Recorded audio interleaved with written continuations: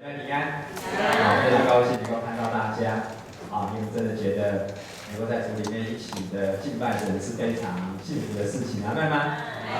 所以看到大家都有一副很幸福的微笑一副幸福的脸我相信神的同在在我们中间。我在跟旁边弟兄姐妹我们在彼此祝福说，你是耶稣的宝贝，耶稣爱你，好吗？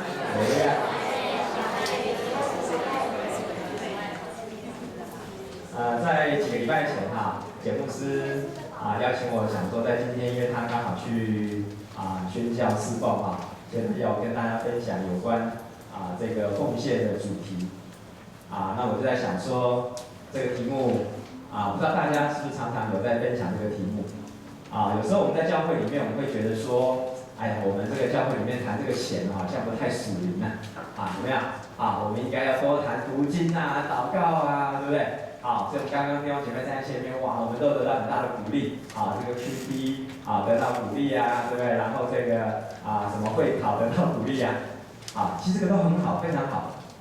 但是有时候我们会觉得说，好像只有这些读经、祷告、聚会、服事才是觉得比较属灵教会好像不要谈太多有关钱财的事情因为觉得钱财都怎么样？哎呀，太俗世太世俗了。有没有听过这种观念？有没有？有嘛所以我相信今天我们在这个社会里面，的确这个社会给我们一个价值观，就是什么？凡事向怎么看呢？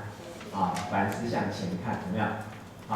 所以我们会觉得有时候在教会里面谈钱这个问题好像不太属于，但其实我们还是要回到圣经里面来看。那请问圣经里面有没有谈到有关金钱这方面的教导？有没有？有很多旧约有没有？有。新约有没有？耶稣有没有教导？有也讲了不少有没有？耶稣不是说这个不要拜什么马门，有没有？等等等。所以我们真的觉得说，其实今天我们从圣经的角度来教导我们有关这个金钱的管理，其实还非常属灵的。因为呢，金钱也会影响到我们的灵命。来，跟我说一遍，金钱也会影响到我们的灵命。来，说一遍。真的因为耶稣说什么？我们的财宝在哪里？我们的心就在哪里。所以呢，今天当我们要从圣经里面来看这个主题的时候，我们要知道圣经怎么样来教导我们理财。我们教会也谈理财不是只有社会才谈理财只不过我们今天所谈的理财跟世界所谈的理财的那个目标是不一样的。世界上所谈的理财是什么？世界上所谈的理财有一个目标是什么？怎么样让你的钱怎么样越来越多，对不对？这个零怎么样？你的这个户头里面的零怎么样？越来越多，对不对？可是教会里面谈的理财的目标是什么？谁能告诉我？教会里面我们谈理财但是目标一定是不一样，对不对？那教会里面谈理财的目标是什么？感谢，很好。还有呢？奉献，很好。还有呢？其实圣经里面告诉我们，一个最大的目标。我过去好几年前也接触过这个，好像真善美课程比尔高达他们所教导分享，那是我第一次接触，在教会里面有发现说，原来教会里面可以谈理财那是我好几年前这个第一次经验过的。因为我以前是在一个很传统、很保守的教会里面长大的孩子所以以前教会里面几乎没有听过有关谈金钱都谈夫妻、祷告聚会，都谈这些东西。后来呢，当我第一次听到那个讲员分享的时候，他分享说，今天教会我们从圣经里面来谈理财，我们最大的一个目标是什么？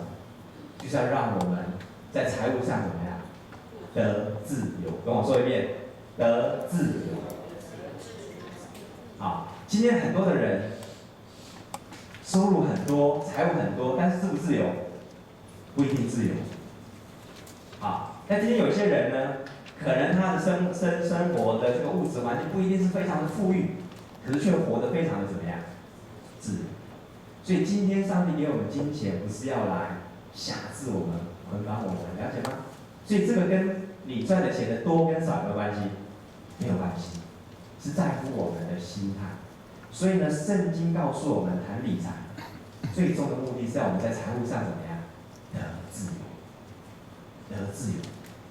在财务上不会有那种亏欠感，不会有那种怎么样，就是好像被赶那个3点半的那种感觉，啊，不会有那种在财务上面好像成为我们很大的一个捆绑的感觉。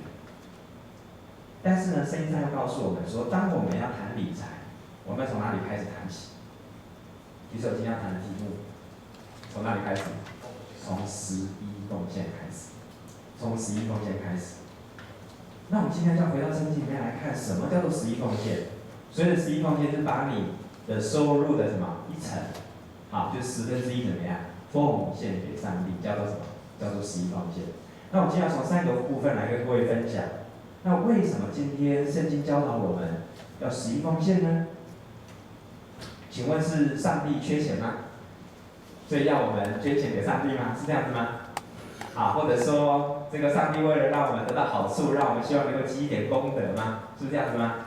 不是，我们要回到圣经里面来看，有3个部分是上帝特别怎么样，乐意透过11奉献来什么，来祝福我们，让我们可以在财务上，在生命上怎么样，可以得丰盛，可以得自由。所以我们先来看第一段，好吗？啊，我们来看我们的大纲第1点，啊。为什么圣经上教导我们要11奉献呢？啊，第一个我们来念，第一是表达对神的感恩，表达对神的感恩。那请问，11奉献在圣经里面最早的典故从哪里开始？我们来看一下圣经好吗？我们来看创世纪，啊，第14章，创世纪第14章。啊，圣经的第1卷书《创世纪》第14章，这个是圣经里面讲到有关11奉献最早的一个典故。创世纪14章，我们读17到20节。14章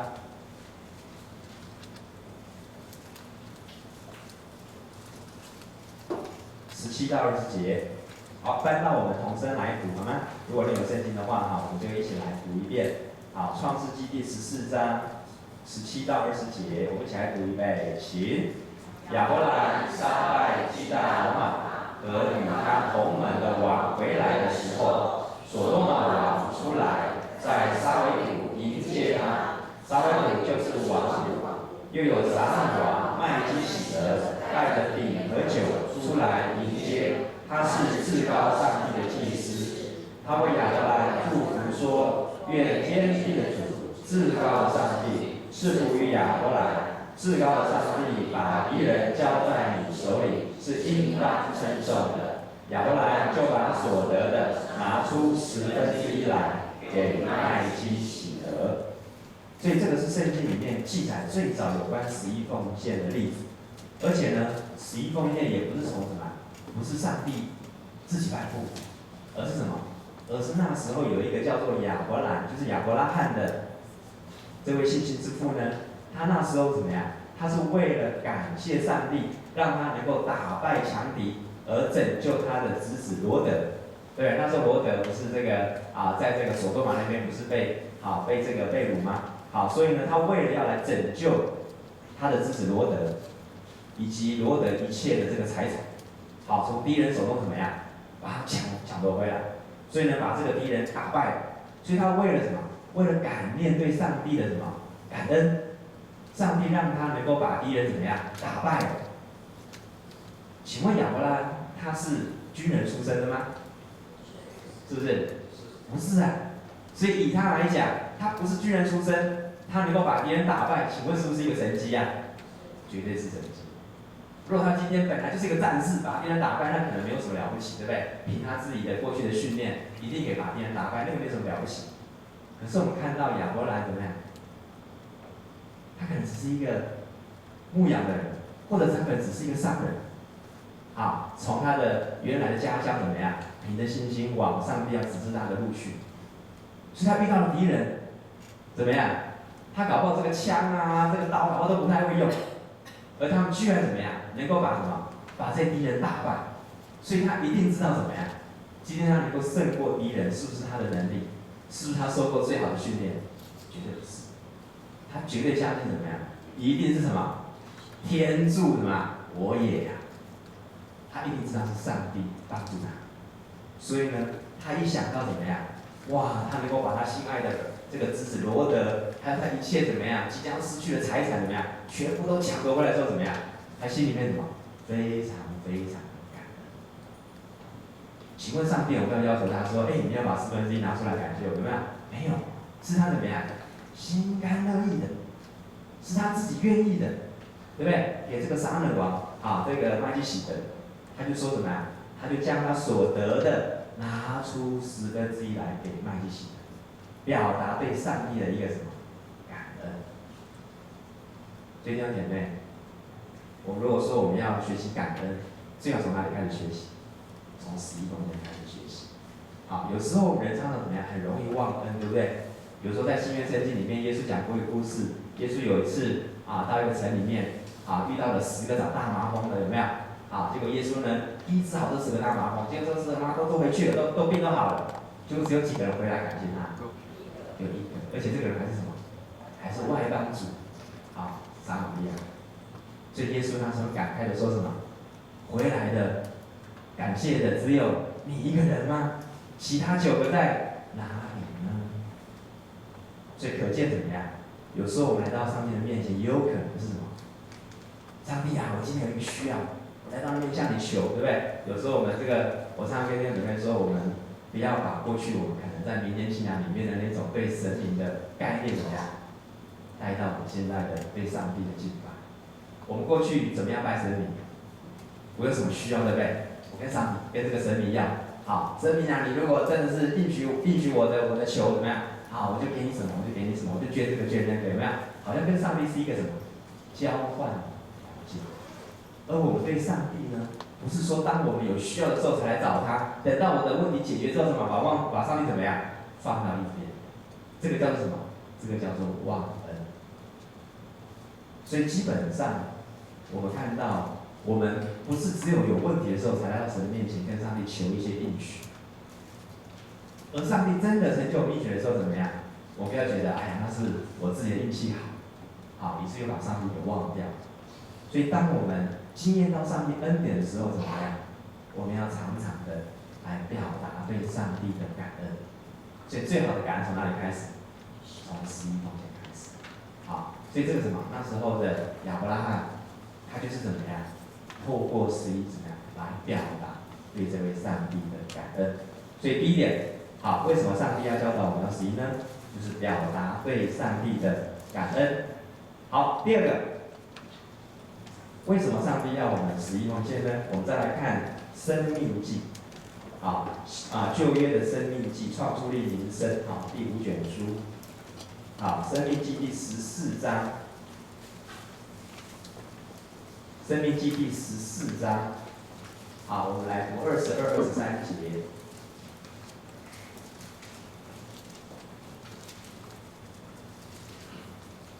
申命记第14章22、23节，这个是有关上帝透过他的仆人摩西，教导这类百姓的我们一起来读一次14章22、23节，预备起。你要把你杂种所产的，就是你田地每年所出的10分取分，又要把你的五谷、喜酒和油的1/10，并牛、取羊中头生的，吃在耶和华上帝面前，就是他所选择要立为他名的居所。这样，你可以学习时常敬畏耶和华你的上帝。所以今天在这里，摩西说，以色列百姓要将他们田产所出的多少1/10怎么样？要献给上帝。为了什么？为了什么？你看最后一句话怎么说？这样，你可以怎么样？现在读可以学习时常敬畏耶和华你的上帝。弟兄姊妹，这一章很清楚的告诉我们，我们怎么样可以学习敬虔、敬畏神。我们常常跟上帝祷告，对不对？上帝请你帮助我，让我能够成为一个敬畏你的人。那请问，怎么样能够成为一个敬畏上帝的人？有时候我们讲到敬畏上帝有一点抽象，对不对？那怎么样才是敬畏？每天读经3个钟头，祷告2个钟头，是敬畏上帝？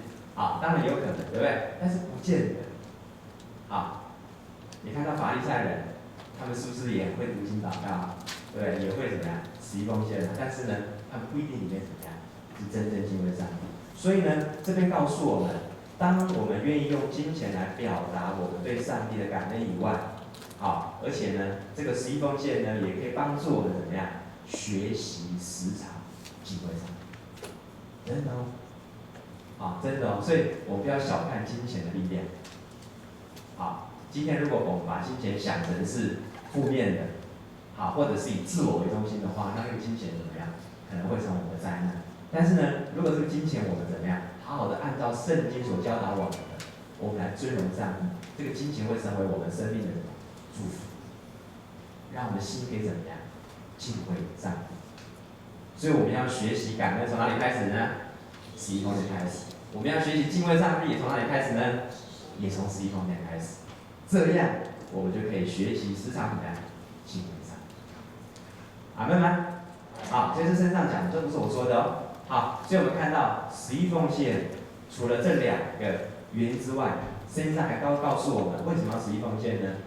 好，还有一个很重要的经文啊，是在这个马拉基书。好，我们再来翻开圣经旧约的最后一卷。好，最后一卷是马太的前面那一卷。马拉基书第3章。这是我们一般讲11奉献，我们最这个有代表性的经文。好，在马拉基书第3章7到12节。马拉基书最后第3章第3章7到12节。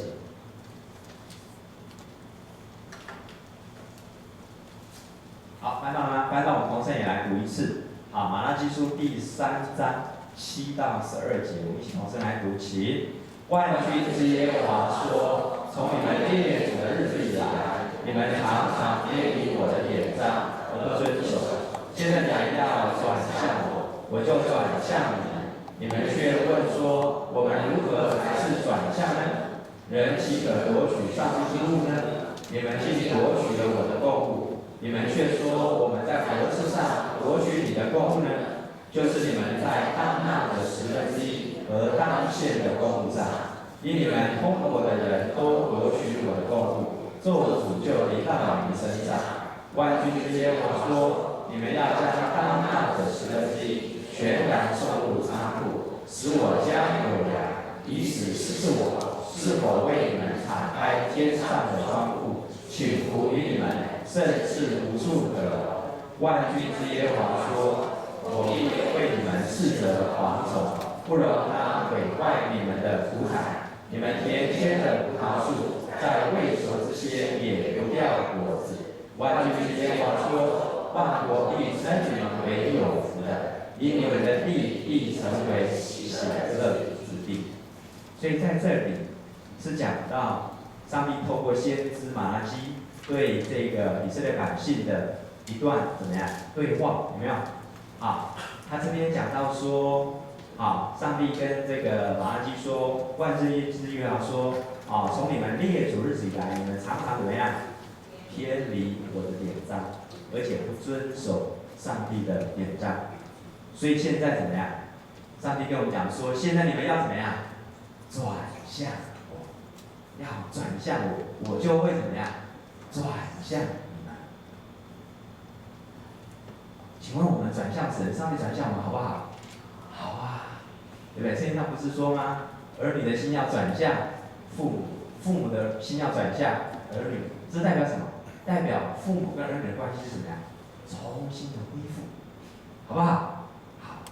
所以同样的呢，今天上帝也很乐意跟他的百姓怎么样？恢复一个生命的关系，恢复一个爱的关系。而过去呢，以色列百姓怎么样？他们因为没有遵行上帝的律例典章，所以他们的心就怎么样？渐渐的偏离了真道。所以上帝现在要他们转向他，他说我就会转向你。然后呢，这些百姓他们就问上帝一个问题啦：上帝啊，那我们怎么转向你呢？然后后来上帝在这边后面就教导我们什么？有关11奉献。所以呢，上帝今天也同样的呼召我们，以11奉献作为一个具体回转向神的一个行动。所以我们怎么说？主啊，我来回转向你呢？回转向上帝一个很具体的行动，可以从哪里开始？也是一样，从哪里开始？十一奉献开始。好，所以我们再看一下我们的大纲第3点，好吗？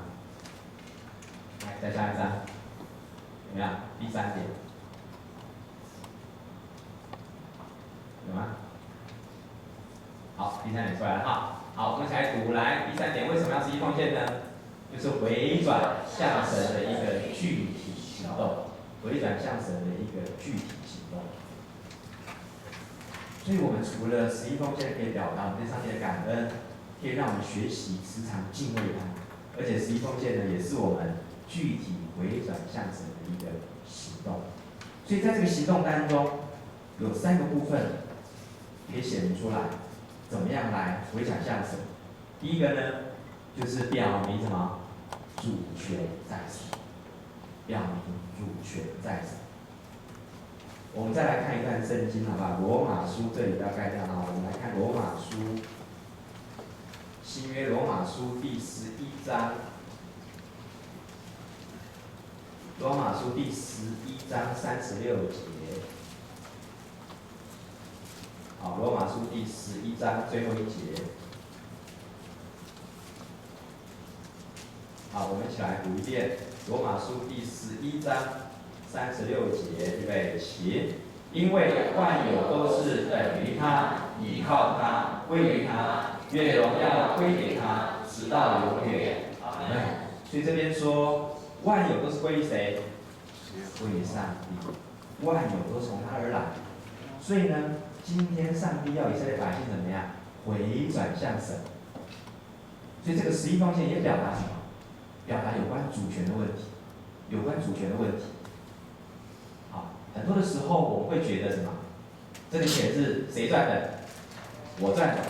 所以呢，我今天什么有这个权利来使用这个金钱，对不对？好，表面上听起来怎么说？也没错啊，的确啊，这个是我们需要努力，我们今天才能够这个赚取获财啊，对不对？如果我们今天好吃懒做，请问我们能够有获财能力吗？没有，对不对？我们也需要努力，没有错。但是呢，今天我们会有一个问题，我们会觉得这个金钱都是我赚的，所以嘛，我自己有这个权利，我要怎么花就怎么花，我要怎么用就怎么用。所以那时候的以色列百姓也有这样的一个想法，他们认为说我们种田，我们得到的这些土产，对吧，都是我们劳力得来的。所以呢，今天有没有十一奉献什么，是我自己的决定，好，是我的主权，我有这个自由，可以选择我要怎么做。但是呢，从上帝的眼光来看，从上帝的角度来看，上帝会说什么？上帝会说，这个1/10是什么？我们有没有权把它留？我们有没有这个主权把它留下来？没有。上帝怎么说？我们再回到刚刚的马拉基，他是怎么说？他说：“你们岂可夺取我的公物呢？好，你们岂可夺取我的公物呢？所以说，你们要将当纳的1/10要献上。所以是什么？这是当纳的，这是应当的。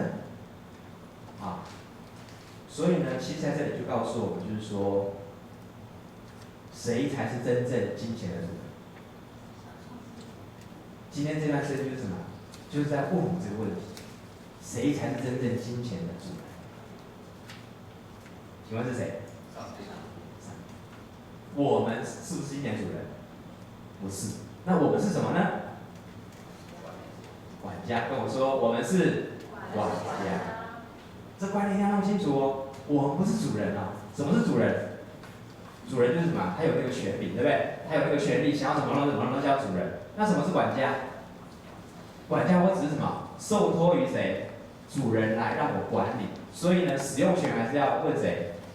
问我们的老大，对，问我们的主人。我只是一个管家，所以管家怎么样？就是要什么？忠心怎么样？听主人的那个吩咐，那就是管家。所以常常我们会把我们自己的身份弄错了。我们以为说，哇，这个钱都是我自己赚的，所以什么？所以我是金钱的主人，我想怎么用就怎么用，我想怎么花就怎么花，我想怎么管理就怎么管理。可是圣经上说，对，因为万有都是什么？从上帝而来。如果今天上帝怎么样？从我们身上稍微一松手，我们今天一旦有一天我们失去了健康，请问你还能够好好工作、上班赚钱吗？还能够吗？当然没有办法。如果今天上帝的恩典的手怎么样，稍微的收起来，可能我们就怎么样，遭到怎么样 ，fire， 我们就失业了。我们还能够赚钱吗？你再努力还能够赚钱吗？弟兄姐妹，我们不要以为我们今天我们还能够赚钱，我们还能够今天刚刚坐在这里，我们还能够平平安安的度日，都是什么？理所当然。有什么不是？是因为怎么样？是因为上帝恩典的手怎么样托住我们？上帝在这个这么经济状况情况不好的这个大环境里面，上帝还能够为我预备了一个工作，我就要怎么样？感谢他。所以呢，今天我们不是金钱的主人，我们虽然需要努力，也没有错，我们需要透过上帝的恩典，我们才能够赚取金钱。但是我们是不是主人？不是，我们只是管家。所以今天上帝说，这1/10是我们不能够动用，因为那是上帝的血。好，所以就用白话一点，如果我们用了这1/10，就好像我们是挪用什么？好，挪用公款。但是呢，我们好像也不是那么律法，对不对？好，所以我等一下再解释。另外，我们要从另外一个角度来看，有时候会觉得说，哎呀，上帝啊，我都已经很不够啦，对不对？然后呢，你要跟我要1/10，要我要1成，哦，真的是很紧哎，有没有这种感觉？有没有？有时候会有生活会有这种挣扎。可是圣经上让我们要从另外一个角度来看这件事情。如果今天圣经上说万有都是他的，万有都是从神而来的，请问我们的金钱照理讲是不是应该100%都是上帝的？是不是这样子？天这么说嘛，对不对？所以你看到今天上帝他本来应该拥有100%的主权，而他今天只愿意为自己留下多少？1/10，而把9/10怎么样？让我们来管理，让我们来使用。哎，请问天底下有没有这么好的老板？好，赚了10块钱，9块钱给你，他自己留1块钱，有没有这种老板？世界上你找不到这种老板，对不对？世界上只有一种老板怎么样？我赚了10块钱，我给你1块，我留下什么？9块，有没有？好，所以如果我从这个角度来想，你觉得10公斤上帝给我们的苛求吗？是上帝给我们一个律法的要求吗？绝对不是。有一天我听到这个观念之后怎么样？我整个转过来。啊，以前有时候我也会跟上帝稍微的斤斤计较一下，好，可是现在发现什么？哇，原来一切都是上帝的。上帝今天只为他自己留了1/10，他把1/10给我，让我来运用。天底下哪有这么好的老板？所以怎么样？当我这观念一转过来的时候，我就觉得上帝啊，哇，我过去实在怎么样？我实在过去太小心眼了，还跟你斤斤计较，我要悔改。一切都是你给我的、啊，对不对？照理讲，我今天应该1毛钱都没有，因为万有都是从你而来。所以如果今天我们知道我们的老板这么好，我们的主人这么好，我就不会怎么样跟他斤斤计较。我曾经在一个文章里面看过一个见证，啊，就讲到有一个弟兄，他在信耶稣之前呢，他花钱如流水。啊，他赚的钱其实还不少，可是每个月还是怎么样，还是入不敷出。而信了主之后呢，好，他知道说有关这个11奉献的教导，可他又很挣扎。好，因为怎么样，他每个月几乎都没有办法存到钱，都入不敷出。收入虽然也不微薄，也收入还蛮不少，可是呢，他花钱如流水，所以那段时间呢，他很挣扎。好，当他信耶稣之后呢，他也听到这方面的教导，他很挣扎。那我要11奉献吗？我现在都已经不够用，都入不敷出了，我怎么11奉献呢？就那个同工就鼓励这位弟兄说怎么样？你可以试试，可以试试看。这个请问是这个弟兄说的吗？不是啊，对不对？我们再看到这段圣经有没有？马拉基书，好，圣经上说什么？第10节有没有？全人送入仓库，使我家有粮，以此什么？试我是否为你敞开天上窗户，请足以你们生出无数的人。所以在这里，所有的整本圣经，这么大本圣经里面，只有这个地方有提到，我们可以怎么样？试试看，可以去试验上。圣经上不是要我们不要试探上帝很好，但只有这里怎么样？上帝给我们一个什么恩典？因为上帝知道我们是一个什么小心的人，对不对？上帝知道我们是一个很容易跟上帝斤斤计较的人，所以上帝说没关系，你可以试试看，你可以试试看。结果那位弟兄呢，看到这想说，好吧，那我就试试看。结果当他开始11奉献的时候，他怎么样？他就开始学习怎么样去管理钱财。他过去不太管理钱财，有多少就怎么样，花多少。啊，反正花钱是很爽的事情，对不对？反正是我赚的，我自己爱怎么花就怎么花，对，是我自己来决定。所以他以前怎么样，很自我中心，啊，跟我们一般人的观念很像。就当他开始11奉献之后怎么样？他就觉得，哎呦，我今天11奉献怎么样？等于说就会变少了一点，对不对？变少一点，我就要怎么样？我就要好好的来管理啊，免得这个到月底我就怎么样？到月底我就入不敷出，就麻烦了。所以那时候他开始学习管理金钱，开始学习理财，而且呢，也慢慢的发现怎么样？当他愿意把这个金钱的主权献给神的时候，他说：“上帝啊，我知道我今天还能够有这样的一个不错的收入，是你的恩典。好，这都是你给我的祝福。好，你才是这个金钱的主人，我只是你的管家。”当他开始观念慢慢改的时候，怎么样？他的价值观也开始改变。过去他家里面一大堆东西有一些大部分都是不太需要的，都是一些这个奢侈品。可是现在他慢慢可以开始过一个什么简朴的生活。他现在去买一样东西的时候，他就会先想一想，这个东西是我真的很需要吗？还是一个可有可无的东西？他就开始慢慢的去学习管理他的金钱，开始去分辨什么是该买的，什么是不需要的。所以他慢慢的他的价值观改变，他开始慢慢可以过一个简朴的生活。所以有一次他自己先生说很奇妙，当他开始学11奉献之后，他发现从那个月开始怎么样？开始什么？有剩余啦。他以前怎么样？以前都没什么剩余啊，都是用光光的，这可能还不太够。他发现很奇妙哦，从那个月开始怎么样？他开始在户头里面开始什么？开始有存款，开始慢慢的有了积蓄。所以呢，因为他实行11奉献，他的生命怎么样？改变，生命改变。所以这是我那时候听到一个非常美好的一个生命的见证。所以我说，金钱绝对不是只是一个什么物质的东西，金钱会关乎我们的什么生命，会影响我们的生命。那另外呢，第二个，我们还另外问到一个问题，就是有关这个库的问题。好，所以圣经上告诉我们说，要将当纳的11怎么样，全然送入仓库。全然送入仓库的意思是什么呢？有没有谁可以回答？什么叫全然送入仓库？就全部嘛，对，100%送入仓库。好，所以呢，这还是面对一个主权的问题。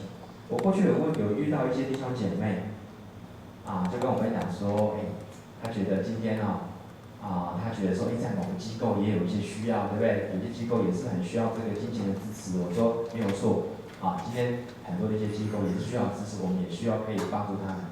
虽然说我能不能，牧师我能不能把我的11奉献里面的这个几分之几奉献在教会，然后几分之几奉献给某一个机构，我又遇到哪一个人生活比较贫困，有几分之几可以奉献给这个某某人。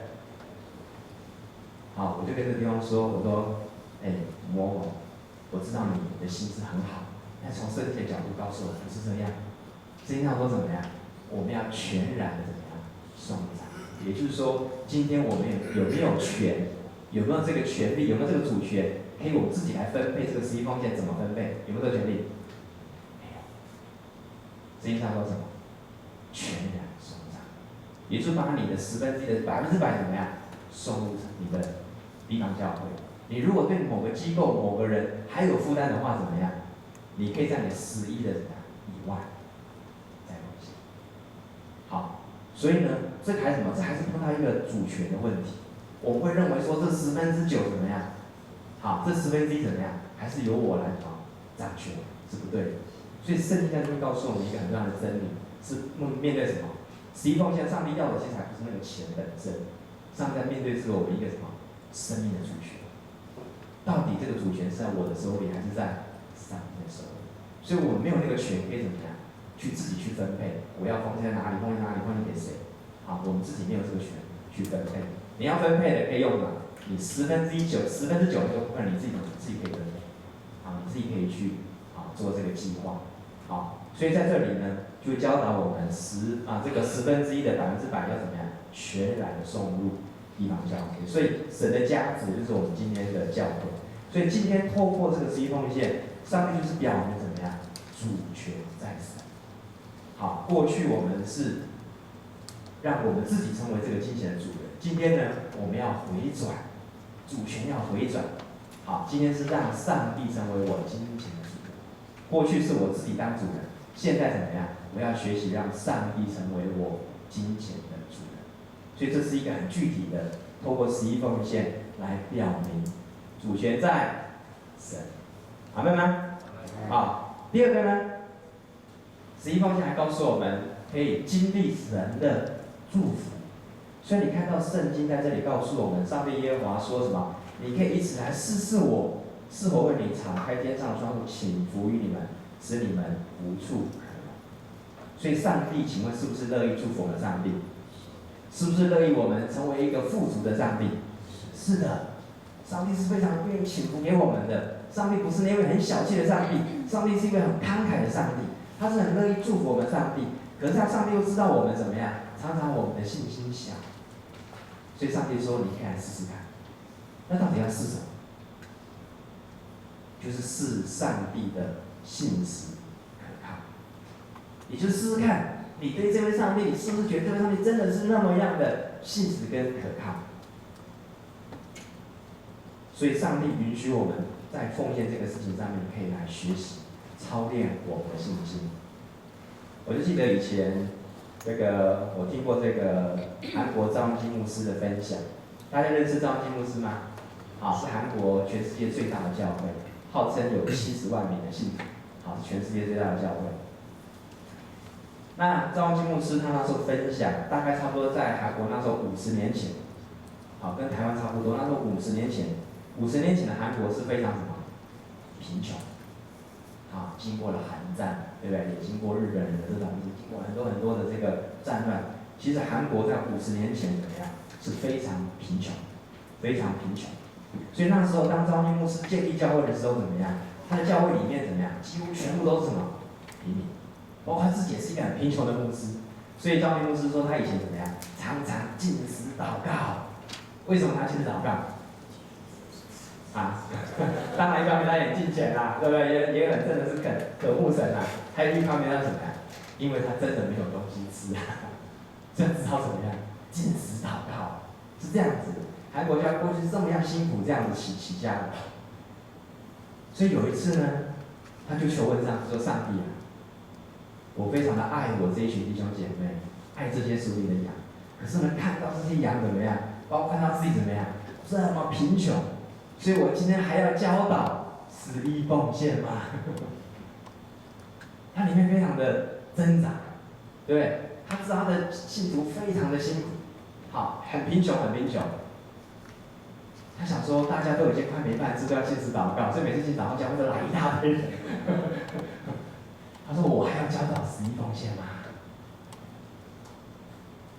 结果有一个声音很清楚跟他讲，圣灵跟他说什么？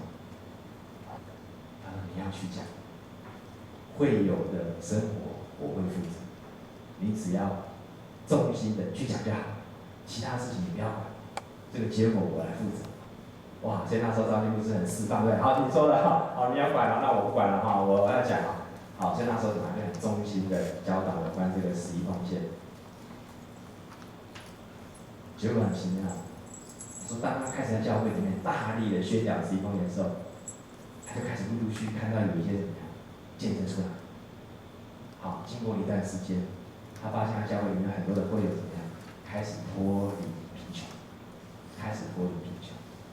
所以弟兄姐妹，你们今天看到今天50年后的韩国怎么样？今天你们觉得韩国怎么样？很强，对不对？很富裕，对不对？其实有原因的，因为怎么样？他们真的很敬虔，他们愿意遵行上帝的话。所以那时候呢，整个韩国就在这种非常贫穷里面怎么样，慢慢开始脱离贫穷。上帝祝福了韩国。现在在全世界各地，除了美国派出去外面的宣教士是最多的以外，第二多的宣教士是哪一国？就是韩国，派在世界各地的宣教士，韩国是第二大，所以难怪怎么样？上帝祝福韩国，透过韩国的教会来祝福韩国。所以我们真的看到上帝是什么？信实可靠。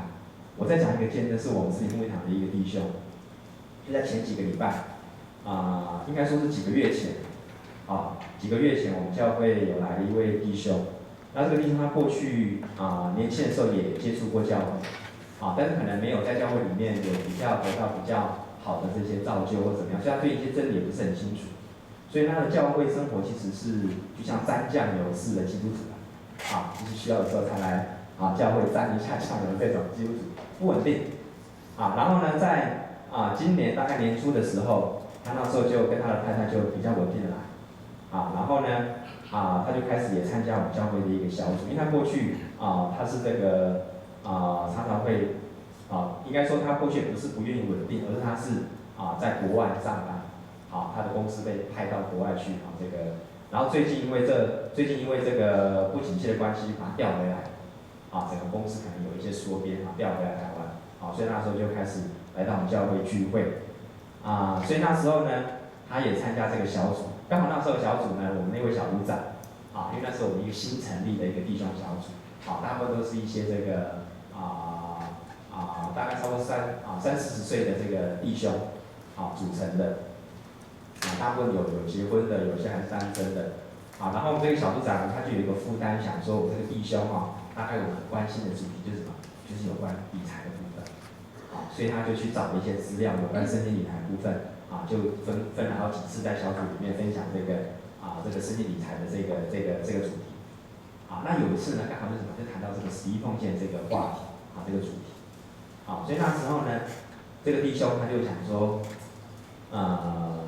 那我可以试试看，因为圣经上说可以试嘛，所以他就分享他的见证，他就讲说他以前这个还没有很稳定聚会的时候，只是一个沾酱油似的那种基督徒的时候，他发现他那个时候，其实他的脑筋里面怎么样，都是想要怎么样，想要一夜致富，因为他是在这个科技业里面工作上班，所以他的同事里面几乎都怎么样，几乎100%怎么样，都想办法怎么样，让我的钱更多。所以他们会买股票做投资所以他也跟着这样去做，就他发现说，其实他有没有赚到钱？没有，而且还赔了不少，所以很挫折怎么会这样呢？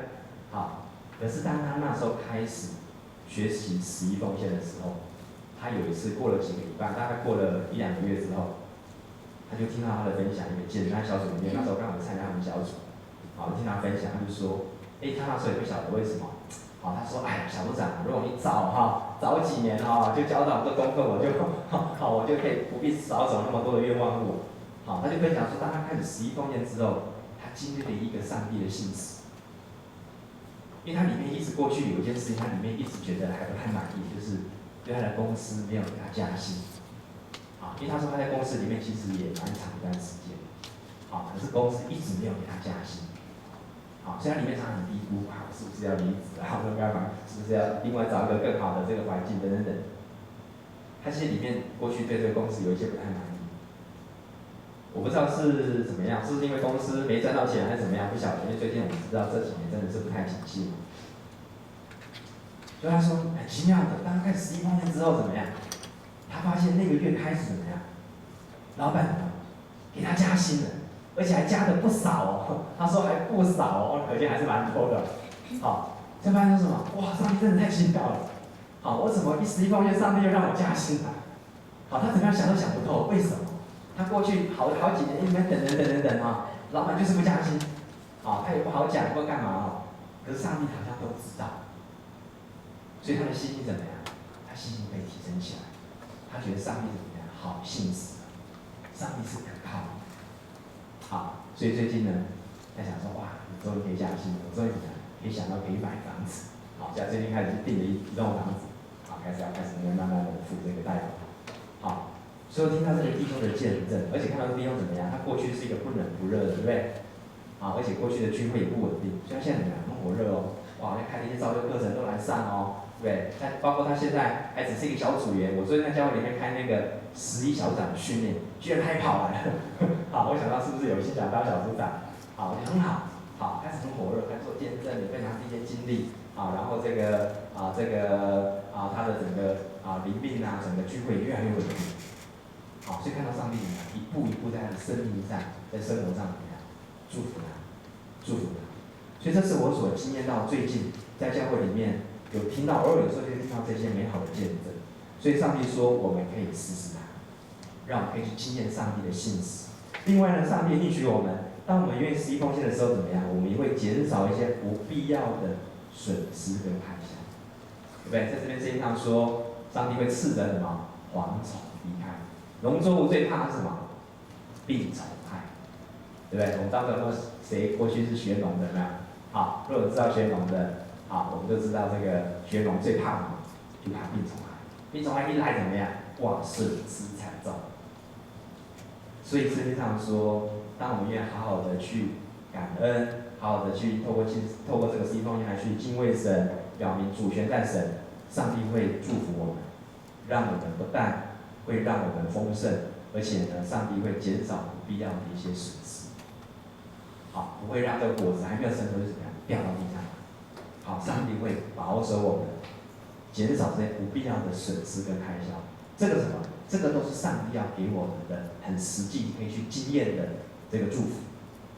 好，最后一个，上帝透过这个实际奉献呢，也是要我们怎么样关心神家里，就是神的教会的需要。好，所以为什么今天上帝要马拉基先知跟以色列百姓说你们要回转呢？好，还有一个很重要的目的是什么？是要让他们知道今天神的家、神的教会、神的圣殿什么有这个需要。为什么会这么说呢？因为那时候旧约的以色列百姓怎么样？他们没有好好的遵行十一奉献，所以就会有一个问题出现：当弟兄姐妹没有好好的十一奉献的时候，这个圣殿怎么样？就没有人去什么去照顾。过去圣殿是由哪个支派来负责服侍的？利未支派，对不对？利未支派他们那时候过去没有自己的家产，没有自己的田产，好，他们就怎么样？在这个教堂里面，在这个圣殿里面怎么样？是负责这个献祭，也是负责管理这个圣殿事务的，包括什么？包括教导以色列百姓神的话语的。所以那时候呢，当这个以色列百姓他们没有十一奉献的时候，怎么样？就发现这些祭司，这些所谓的利未人，他们因为缺乏生活的供应，所以他们就纷纷怎么样？离开了这个祭司的职分，就回到世上的工作去工作上班去了。所以后来就发现什么问题呢？就发现说，当教会里面、圣殿里面教导神话的人怎么样，渐渐稀少的时候，然后呢，神的百姓也慢慢怎么样，越来越远离神。所以就有很多城里面怎么样，失业的人、可怜的人越来越多，孤儿寡妇也没有人照顾关怀，所以整个国家社会就开始动荡，盗贼不法的事怎么样，就越来越多。所以圣经上说，咒诅就怎么样临到整个以色列百姓。所以当十一奉献没有好好遵行，怎么样，会影响到什么圣殿的运作，对不对？所以圣殿就越来越荒凉。好，这里破了，那里破了，也没有什么，也没有人去管，也没有人去维修。教堂里面怎么样？圣殿里面也怎么样？祭司也没有很多的祭司怎么样去分享上帝的话。所以呢，信徒就越来越怎么样？越来越远离上帝。整个国家社会就怎么样？开始一落千丈。政治、经济、社会、宗教各方面怎么样？都开始走下坡。好，这是那时候的以色列光景。所以圣经上说，咒诅就临到整个以色列百姓。所以就是在那个情况当中，上帝要透过马拉基先怎么样，告诉以色列百姓怎么样？你们要回转，回转，从哪里回转？从十一奉献开始回转，以至于让这些过去这些失业的祭司怎么样？他们可以重新回到圣殿里面怎么样？得到供应，他们可以没有后顾之忧，可以好好的来教导上帝的百姓怎么样？神的话，以至于让神的百姓可以重新的什么？回到上帝的面前，可以怎么样？可以按着上帝所教导的来过生活，来敬拜上帝。所以弟兄姐妹，今天我们也是透过十一奉献来支持、关心教会的福音圣工的需要，对不对？教会里面有一些人事的需要，有一些事工的需要，有一些各样的支出的需要，所以怎么样？需要透过大家怎么样？透过11奉献来关心上帝的家。所以当上帝的家、上帝教会蒙福复兴的时候，怎么样？就会影响到什么？我们周遭的社会国家。所以当教会复兴、教会蒙福的时候，我们的国家社会怎么样？就会复兴，就会蒙福。阿门吗？好，所以怎么样？所以为什么今天上帝要教导我们11奉献？是为了让不但我们自己蒙福，让教会蒙福，最重要让我们什么？国家社会蒙福。所以这就是为什么今天上帝要透过马拉基先知跟以色列百姓说：你们要回转，你们要回转。但是我们问他一个问题，我记得以前有一些弟兄姐妹问我说：刘牧师啊，那请问这个11奉献是不是只有针对旧约以色列百姓呢？我们新约好像很少提到11奉献，对不对？好，到底新约我们要不要遵循11奉献，还是那个只针对犹太人、以色列人？我们来看一下耶稣有没有说。我看马太福音23章23节。好，我们今天就以这一节做结束，好吗？好，马太23好记。好，2个23。马太23章23节。好，我们一起来读。行，你们这假冒为善的文士和法利赛人有祸了，因为你们将薄荷、茴香、芹菜献上1/10。那律法上更重要的事，就是公义、怜悯、信实，烦恼不行。这重要的是你们当行的，那也是不可不行。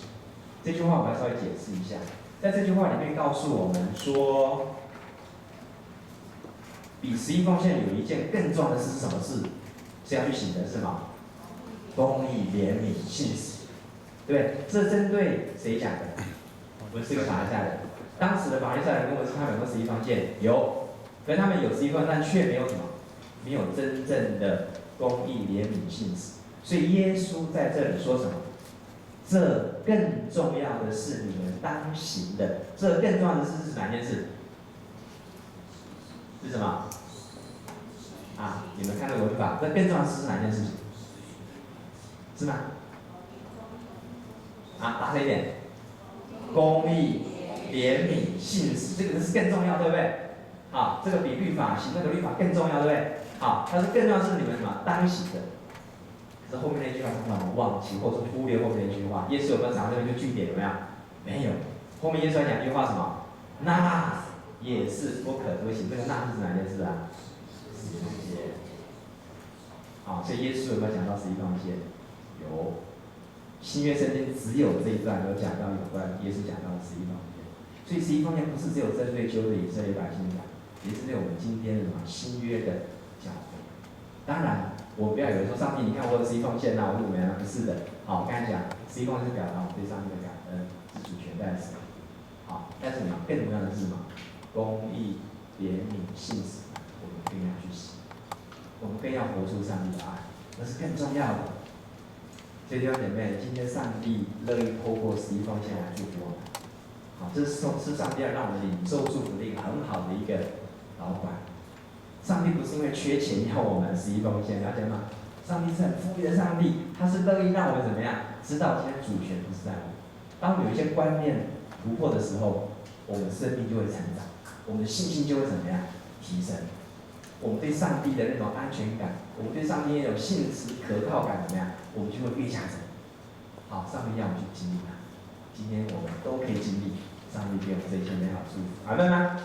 你愿意领受这个美好的祝福吗？我们一起低头来祷告，好吗？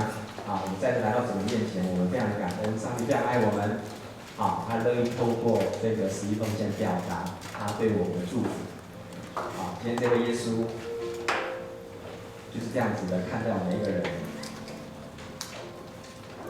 我再次强调，11奉献不是一个律法。也许你会说，牧师，可是我现在的经济很紧，我现在经济很困难。我相信上帝知道。我觉得不要把11奉献成为一个律法，我们不要给自己定罪，也不要去定别人的罪。上帝说，你可以试试看。不管你现在觉得自己的信心多么不足，没有关系，上帝非常爱你，上帝还是很爱你。但上帝要对你说，孩子，你可以试试看，你可以试试看，可以好好管理你的1/10，也管理你的9/10。上帝会赐福给你。上帝过去怎么样的祝福韩国的教会，祝福牧堂的弟兄。上帝的话是真理，上帝的话是适用在每一个爱他、每一个愿意顺服他的信徒的身上。我们每个人都可以经历的，因为上帝是信实可靠的上帝。好，这时候就来祷告好吗？好，如果说你今天已经有11奉献，你向主向他感恩，主去帮助你。好，让我们能够在这件事上，我们更多的经历神。如果你有困难的，我们也向主求，求神帮助我们，给我们信心，让我们可以试试看，好吗？好，我们一起同声开口来祷告。哈利路亚！主，我们再次来到你的面前，我们谢谢你，让你乐意将这个11奉献的真理祝福在我们的身上，愿用你的话来指教我们，让我们因着11奉献，能够得到生命的建造。谢谢你祝福我们在座的每一位弟兄姐妹，让我们能够真实从你的话里面得到生命的改变，让我们的信心，让我们对你的认识更加的丰富，让一切万有都从你而来。这是把你所给我们的，让我们献上我们的感恩，献上我们的主权。谢谢你主，愿你在场子上常为我们众弟兄姐妹的祝福，让我们可以经历到耶稣基督里面的丰盛。也是我们赞美你，我们感谢你，哈利路亚。所以说，我们来到你的面前，再次我们为在座的每一位你所爱的百姓献上祷告。谢谢你呼召拣选我们进入你的国度，就让我们可以经历到上帝的丰盛跟自由。也祝福我们在座的每一位弟兄姐妹，让我们不管在财务上，我们能够从过去可能有一些错误的一些观念，我们能够回归到你的话语里面来，让我们能够真正的将我们的心来转向你，因为我们的财宝在哪里，我们的心就会在哪里。主啊，也让我们能够透过11奉献来教导我们学习感恩，学习敬畏神，也让我们知道万有都是从你而来，让我们都愿意把这一切金钱的主权都交托给你。我们要说，主啊，我们是管家，我们不是主人。主啊，我们愿意顺服你，你乐意把更多的恩典祝福赐给我们在座的每位弟兄姐妹，让我们可以经历到财务里面的丰盛跟自由。我将祝福在座的每一位弟兄姐妹，都是奉靠耶稣基督的圣名。阿门。好，我们跟旁边的弟兄姐妹也彼此祝福说：你是丰盛，你是自由的。阿门。好，不要。